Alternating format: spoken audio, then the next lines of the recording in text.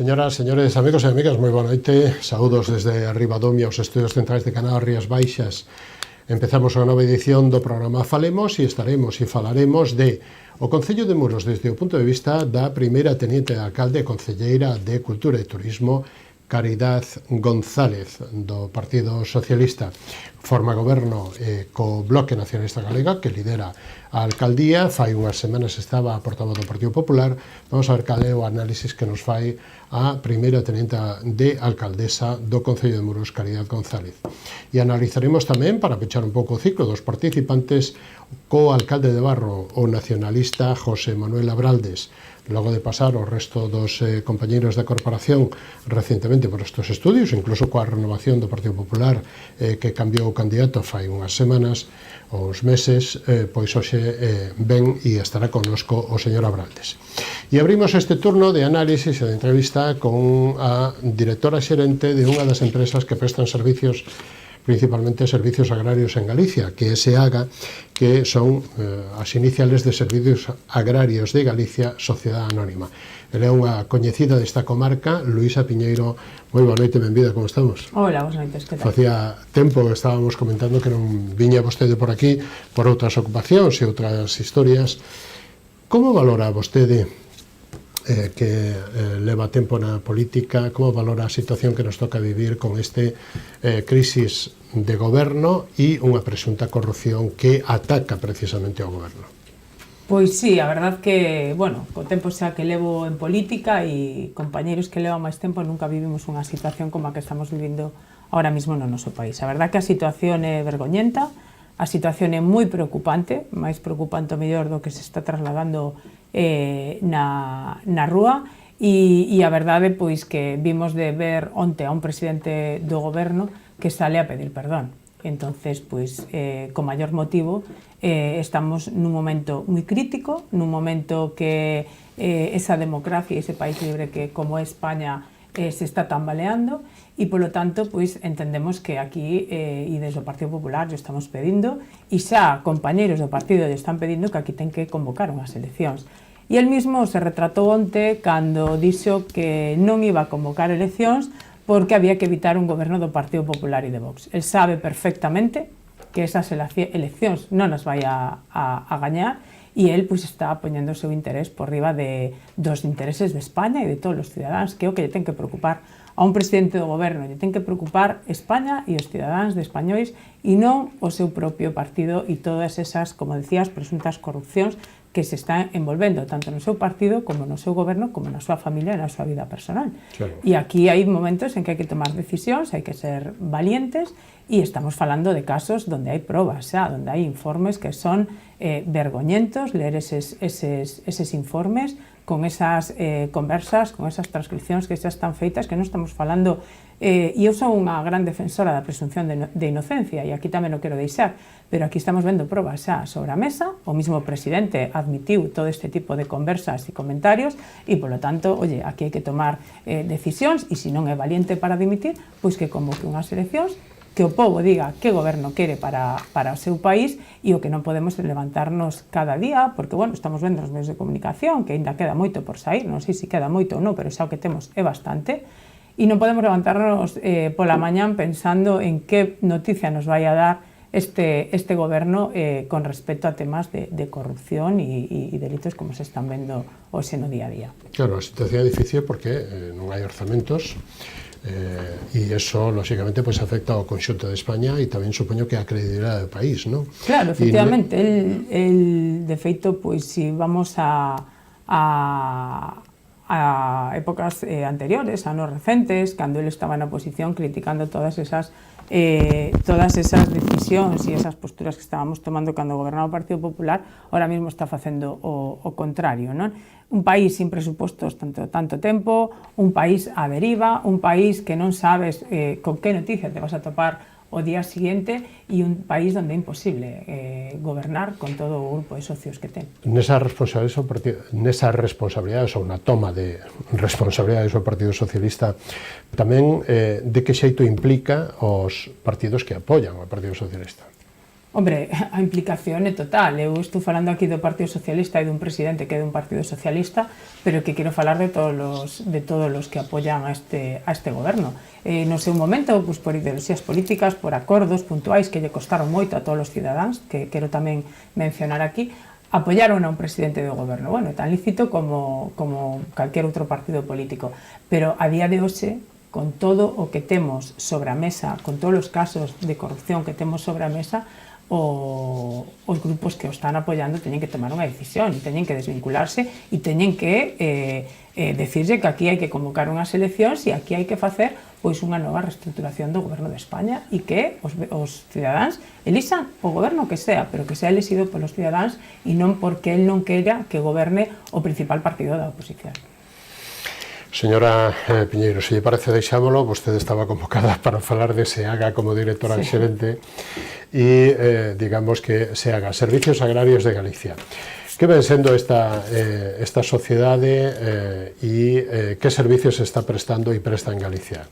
Bueno, pois como decías tamén na introdución, a empresa SEAGA é unha empresa pública adscrita pois á Consellería de Medio Rural e, polo tanto, bueno, pois naceu con esa intención nos seus anos, pero, bueno, a verdade é que eu levo ali desde o ano 22, que estou de directora xerente, e se ampliou pois, a diversidade de traballos que se estaban levando a cabo desde a épocas anteriores a ahora a actualidade. Ahora mismo prácticamente estamos traballando con todas as consellerías da Xunta de Galicia, mayoritariamente evidente coa Consellería de Medio Rural en temas pois forestais, agrarios, medioambientais, que a Consellería de Medio Ambiente, con mar tamén, con emprego. Bueno, pois estamos levando a cabo pois unha serie de traballos por todo o territorio galego e con esa diversificación que empezamos pois fai uns 2-3 anos xa na nosa empresa. Aquí na comarca temos pois moitas cousas en marcha tamén, como, bueno, estamos na zona do río Umia, nos concellos de Cuntis, Moraña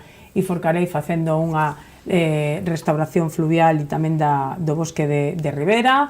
Acaba de presentar a conselleira tamén as bases operativas de incendios no Concello de Portas e de Valga, que en breve comenzaremos a traballar tamén nelas e, bueno, tamén o proxecto tamén do convenio de xestión de biomasa, onde, aparte de traballar pois, en todo o territorio galego, pois tamén especialmente nesta zona, tamén así o estamos a facer, igual que nos tramos do Camiño de Santiago, e, bueno, pois unha serie de traballos, de encomendas e de encargos que desde todas as consellerías prácticamente a día de hoxe estamos levando desde a empresa SEAGA.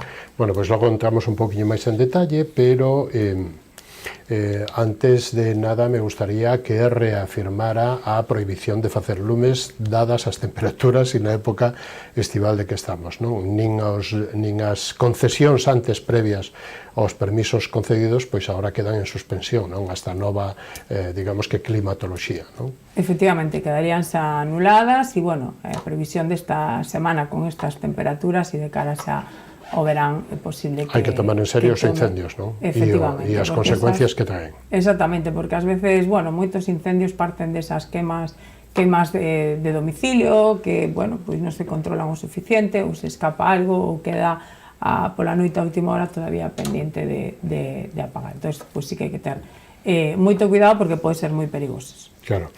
E me gustaría que entrara a fondo nese convenio da Consellería de Medio Rural con SEAGA e coa FEGAN, coa Federación Galega de Municipios. Para que, como funcionan e que contén este convenio, señor Piñeiro? Bueno, pois este convenio de xestión da biomasa nas faixas secundarias, que se denomina así a esas áreas que están fora dos núcleos rurales, eses 50 metros desde a línea de delimitación do núcleo rural, pois son xestionadas a través deste convenio. Este convenio se firma, pois, como ben decías, a tres bandas, con a FEGAM, coa Consellería de Medio Rural e con SEAGA, donde, aínda que a financiación económica toda é propia da Xunta de Galicia.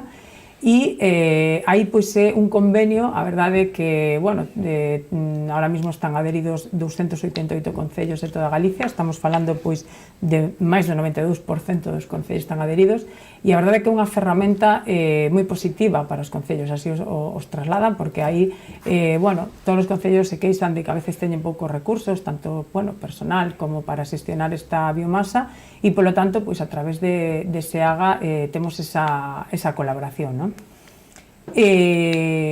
Comenzamos os traballos principalmente con esas inspeccións desas faixas secundarias, onde, bueno, os concellos solicitan que se inspeccionen esas parcelas para comprobar que estén limpas ou non. Ou non representen, polo menos non representen peligro, non? Exactamente, si sería, non se permite ter a maleza superior a 1 metro e máis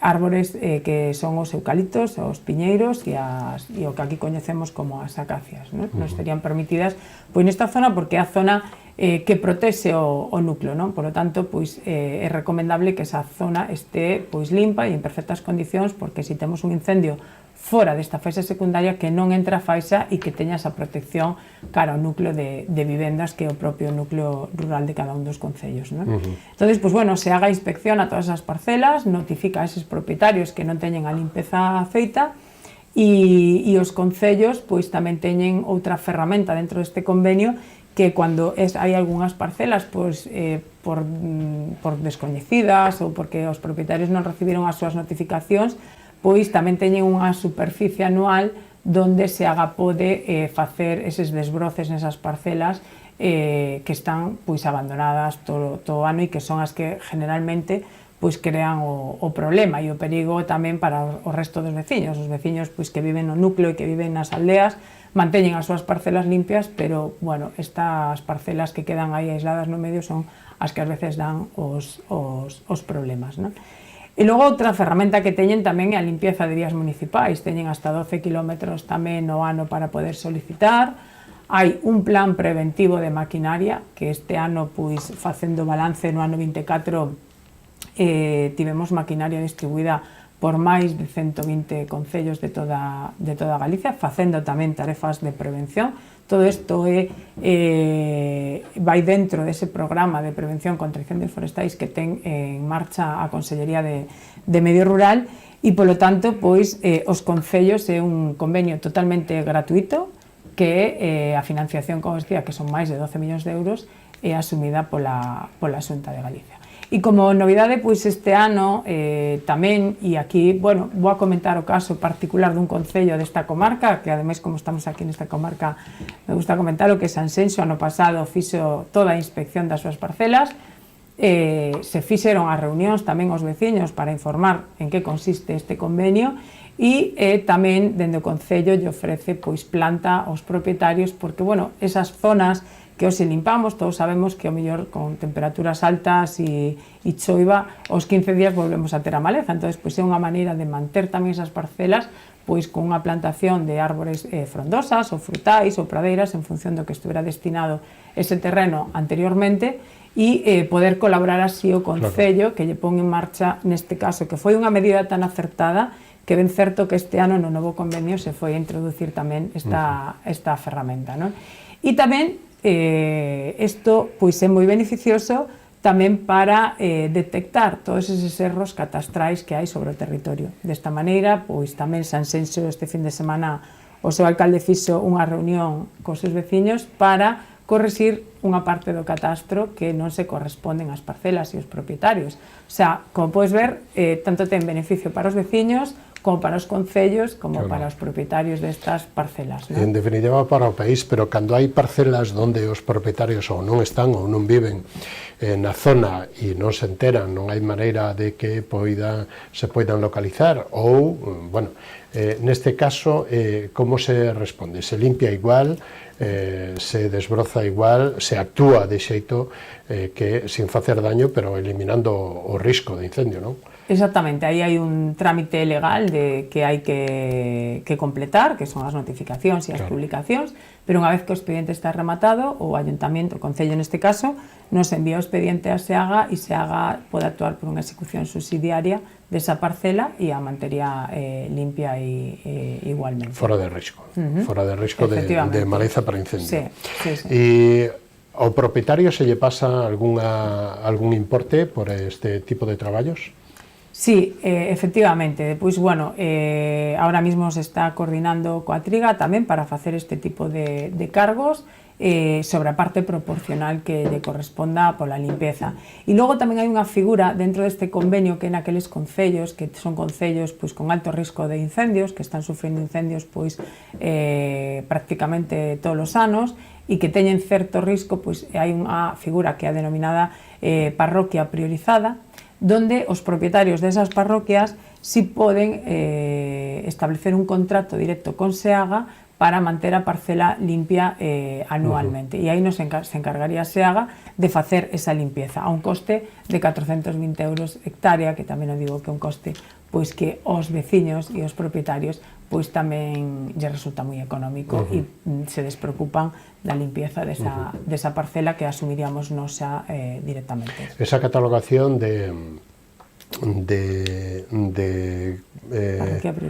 parroquia priorizada ben, lógicamente é un término técnico que vostedes otorgan, non? Sí. Porque haya habido moitos incendios nos últimos anos ou X. Sí, unha serie de índices que se definen na comisión que temos, que nos reunimos mensualmente, a FEGAM, a Consellería de Medio Rural e SEAGA, pois hai uns parámetros no que as parroquias... Nas zonas de Rías Baixas hai bastantes ou hai varias? Hai moitas na zona do Barbanza, na zona de Condado Paradanta, Baixo Miño, e a zona onde están máis definidas as parroquias priorizadas. Sí, porque nos últimos anos hubo máis problemas aí de incendios. A igual que algúns concellos pilotos tamén que se colleron estes anos, na provincia de Pontevedra temos o Concello de Sotomayor e o Concello de Gondomar tamén, por certa problemática de incendios e por unha gran masa arbórea de eucalipto pino que estaba dentro desas faixas secundarias e se decidiu executar toda a faixa.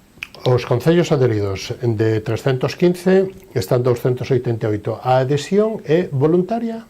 Depende de, non sei, de a población que teña o concello. Vigo se pode adherir, Villagarcía, Ribeira, ou só teñen que ser concellos pequenos como e máis rurales, como Lousame ou... Non. A adhesión é totalmente voluntaria e é para os 313 concellos de Galicia. Temos cidades adheridas.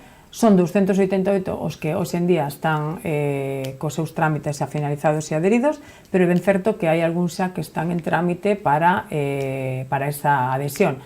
Teñen que aprobar un plan municipal de prevención de incendios no seu concello, o cal ese plan tamén o elabora SEAGA, non terían que facelo tampouco externamente nin cos seus técnicos, e, bueno, podemos falar de que o mellor quedarían pois moi poucos sin adherir. Ahora mesmo debemos ter 10 ou 12 concellos que están en trámite xa para adherirse. Porque é unha ventaxa importante, non? Sí, o convenio todos son ventaxas, facilidades e, bueno, tanto para os concellos como para os veciños, porque ao principio pois nos atopábamos moitas veces que generaba pois unha reticencia ao recibir esta notificación na vivenda, non? Pero hoxe en día o tanto reclama e denuncia en varios concellos me teñen trasladado que non dan abasto co número de denuncias que presentan os veciños, porque tanto presenta o que quere que ter a finca da súa extrema limpa como que non a ten limpa. Entonces é un enfrentamento entre todos, non? Entonces, para que te fagas unha idea, ahora mismo estamos nuns datos de que cando inspeccionamos un concello, en torno a un 60-65% das parcelas están xestionadas, é dicir, están limpas, non? Pois quedaría ese 37-38% que non están xestionadas, das cuales un porcentaxe moi alto son de persoas descoñecidas, heredeiros ou xente que non recibe a notificación. Por eso que a evolución é moi positiva, a xente está moi concienciada xa, e, bueno, pues non estamos falando de monte nin terreno de protección forestal, estamos falando desas faixas que están salvaguardando nestes casos os núcleos rurales e as vivendas frente a posibles incendios que puidan entrar. Outra das actuacións que vostedes fan é a prevención e o control contra a velutina. Como afecta esta plaga e cales son os seus procedementos? Como actúan? Bueno, esta plaga que é conocida en todo o noso territorio, como a avispa asiática. Exactamente, a velutina, pois o ano 2023 todos recordamos a gran cantidad de velutina que tivemos. Estamos falando en torno a uns 60.000 avisos de nidos que tuvemos en Seaga, que tuvemos que xestionar, retirar ou neutralizar, non? Ese foi un ano dun punto de partida, non? No que nos plantexamos pois, tomar unha serie de medidas. Tiñamos pois, un comité para estudiar a situación e para ver que medidas se tomaban, e dende a Xunta de Galicia pois, se decidiu facer un proxecto piloto de trampeo, non? Colaborando con varios investigadores da Universidade de Vigo neste caso, con asociacións de apicultores, con apicultores tamén que solicitaban que manterse nese grupo. Claro, porque ademais atacan moito as abellas de meleiras. Sí, efectivamente, e a produción de mel pois, se veu moi mermada e sobre todo pois, nese ano, non? Entonces pois, se puso en marcha ese proxecto piloto de trampeo en todo o territorio, donde íbamos a colocar unhas trampas, que tiñan que ser unhas trampas selectivas, porque, bueno, hai trampas nas que se caza todo tipo de insectos e tampouco podemos acabar con esa biodiversidade e esa riqueza que temos na nosa natureza, non? Entonces, pois aí se estudiou moi en detalle o tipo de trampa que se iba a utilizar. Era unha trampa pois avalada por certos investigadores xa daqui do noso país, e facelo de maneira xeolocalizada, é dicir, collendo os datos, nós tiñamos datos de nidos xeolocalizados da temporada anterior, pois ir a eses puntos onde había presencia de velutina, porque si nos atopábamos que hai moito particular e moitos concellos que trampeaban, pero non tiñamos datos e ao mellor se estaba poñendo trampas onde non era necesario, non? Por lo tanto, este programa, este proxecto, tiña unha autorización da Consellería de Medio Ambiente cunha trampa moi selectiva, con esa xeolocalización das trampas, e tamén íbamos a controlar os insectos que caían nesas trampas, se era velutina, unha formulación química moi concreta e selectiva. E o atrayente pois era moi concreto tamén, non? Entonces, ese ano 24, que foi ese proxecto piloto, a verdade é que colocamos cerca de 20.000 trampas por toda Galicia e capturamos en torno a unhas 113.000 raíñas de velutina.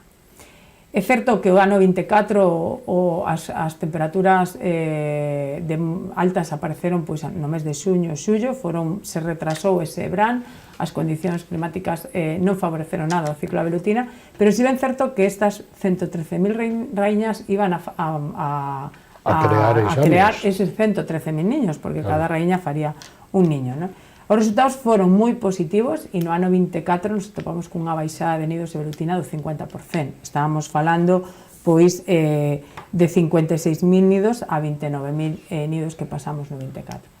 No 25, ahora mismo, rematamos a de colocar as trampas, sobre unhas 19.000 trampas colocamos este ano e levamos capturados a 15 de xuño 200.000 raíñas, vale? Madre mía. Entonces, eu creo que o proxecto vai por bo camiño, que non temos, ahora mismo en datos de nidos, estamos con respecto ao ano pasado un pouquiño por riba, pero 400, 500 nidos por riba nada máis, e estamos moi por debaixo da media do ano 2024 e xa non falemos dos datos do ano 23. Entonces eu, pois, a valoración é moi positiva, o trampeo funcionou, e, bueno, pois eu a verdad que estuve en contacto con todos os alcaldes de Galicia para comunicarse este proxecto e a verdade pois que todos mostraban o seu resultado positivo e que, bueno, estaban esperando a que os chamara para colocar as trampas nos seus concellos. A parte de, sei que hai moitas asociacións de apicultores e apicultores particulares que están colocando trampas e que todo isto axuda. Isto é, pois, un traballo de todos en conxunto e desas charlas tamén que estamos dando por concellos a la onde nos chaman para tamén explicarle aos veciños o que estamos. É un problema máis serio que do que parece, verdad? Moi serio, sí. A verdad que os apicultores o pasaron mal e ainda o siguen a pasar mal, porque é un ataque directo e moitas apicultores que tuveron que desfacerse. A parte do peligro que temos as persoas, a parte do perigo, evidentemente. A parte do perigo humano, hai unha perda económica importantísima. Sí, no, e a parte que están entrando xa na froita, no viñedo, xa non só é a mel, non? Entonces, pois é importante manter estas medidas, seguir frenando pouco a pouco e seguir traballando noutras medidas tamén que serán positivas para frear esta As asociacións de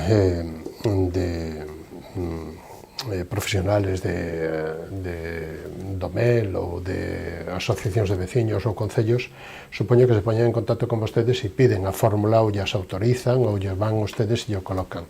Os particulares debemos de facer experimentos na casa ou non é bo? A ver, nós estamos defendendo un trampeo selectivo, vale? O que non podemos é, porque pasa moitas veces, eu o mellor vin unha velutina e como lle teño pánico a velutina, coloco 8 trampas de velutina.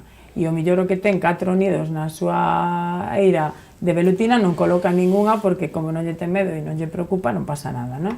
Entonces, é moi importante saber onde se poñen as trampas, saber que tipo de trampas, por lo que comentaba anteriormente, pola biodiversidade e por ver que se está capturando. Nos incluso temos unha trampa que está diseñada para que algúns tipos de insectos salgan da trampa. Si caíron na trampa, pois teñen unha peza similar a unha brida e lle facilita salir desa trampa.